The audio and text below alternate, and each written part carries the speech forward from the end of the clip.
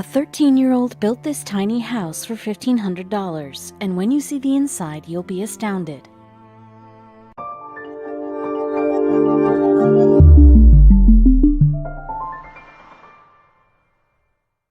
What were you doing at 13 years old? Whether you were playing in a sports team, focusing on your education, or simply hanging out with your friends, there's really no wrong way to spend your childhood. But whatever you were doing, I bet you weren't building your own house like one precious teenager did in Iowa. And what the young man in question produced has to be seen to be believed. Houses in the United States have grown considerably over the past few decades. Indeed, the average family home is now said to amount to a whopping 2,600 square feet, according to statistics. But as the size of the average family is moving in the other direction, such enormous homes aren't for everyone. That's where the tiny house movement comes in. Indeed, plenty of people are choosing to live in much smaller homes, which are typically around 1,000 square feet or fewer. Furthermore, the move towards small space living has led to some brilliantly inventive architectural creations in order to make the most of limited room. And there are plenty of reasons to favor such petite abodes, not least because of the potential financial benefits. Yes, according to the Tiny Life, a website that features information about smaller dwellings, tiny house owners have more savings, less credit card debt, and fewer financial commitments than traditional homeowners in the United States.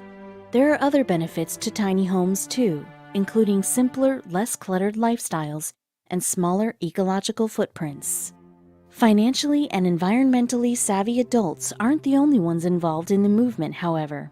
Just ask Luke Thill, who's 13 years old, hails from Dubuque, Iowa, and has built his own tiny home from scratch for just $1,500. That building sits in his parents' backyard, and as Thill told the Des Moines Register, he very much considers it to be a starter home. And the dwelling is certainly small, at 10 feet long, 5.5 feet wide, and 10 feet tall at its peak. It covers just 89 square feet in total. As for how it came into being in the first place, well, in the summer, Phil had found himself with plenty of time on his hands but very little to do. During the same period, though, he'd started getting interested in the tiny house movement after watching videos about it on YouTube. So as it happens, he decided to see if he could create his own minuscule home. Obviously, though, the teenager didn't possess all the technical know-how required to build his own house from the ground up. Phil did, however, have some familiarity with power tools, which he'd watched his dad use growing up, and had even gotten his hands on some himself at some points. But for the parts of the project he wasn't so familiar with, he figured out a great way to get help. Yes, Phil struck deals with people he knew, exchanging his services for theirs.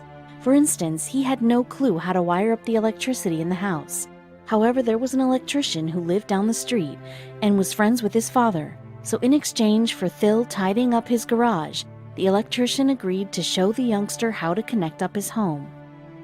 Meanwhile, the upper loft area of the house needed carpeting. Again, something Phil had no experience with. Luckily, though, he knew a local scout leader who could help him do the job, as long as Phil agreed to mow his lawn. Indeed, Phil raised much of the money he needed for the house through odd jobs. Then when it came to the physical building of the structure, Phil worked day and night with his dad. In fact, in a video on his YouTube channel, Phil has said that the pair bonded closely over the project, and despite his dad also working a full-time job and going through college, he still found time to help his son build his tiny home. Naturally, Phil learned a lot about construction from the project. Framing in particular gave him a learning curve. But as his dad has had experience with remodeling projects, he was able to guide him through the process. And around halfway through his construction of his tiny home, Phil launched a YouTube channel to document everything. And once the house was finished, Phil posted a video tour of his tiny home to his channel, beginning with the exterior. There, the front and one side wall are made from cedar shake timber, while leftover vinyl siding from his grandmother's house completes the back and the other side.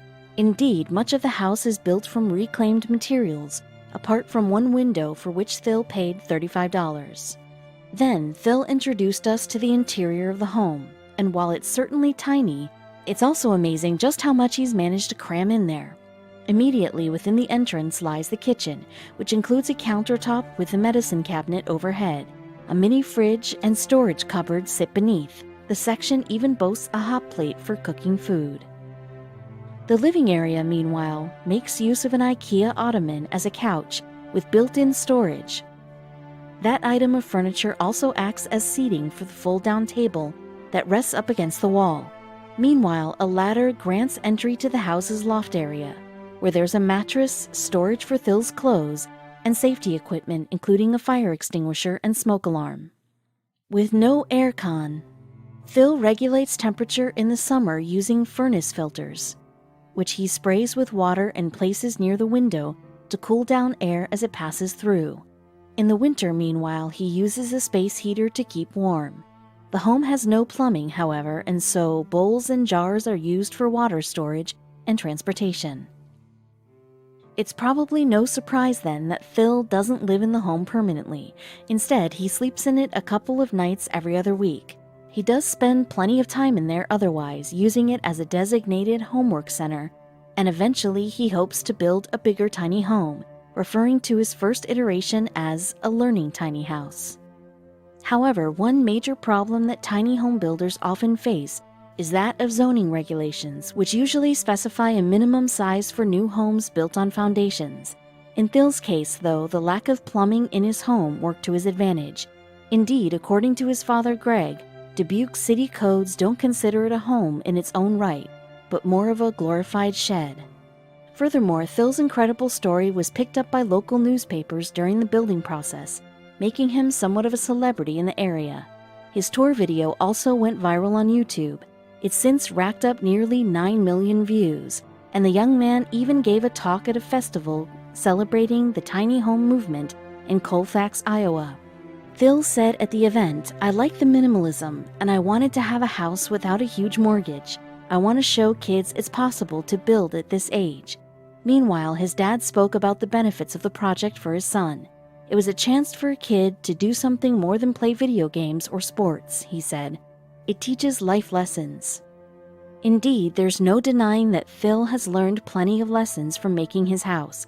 After all, he's had to get to grips with specific construction skills, including building frames and circuitry, during the endeavor, not to mention more universal talents such as managing a budget and dealing with grown-up suppliers. In fact, his starter tiny home has likely set him up for something even bigger and better in the future. Although not too big, of course.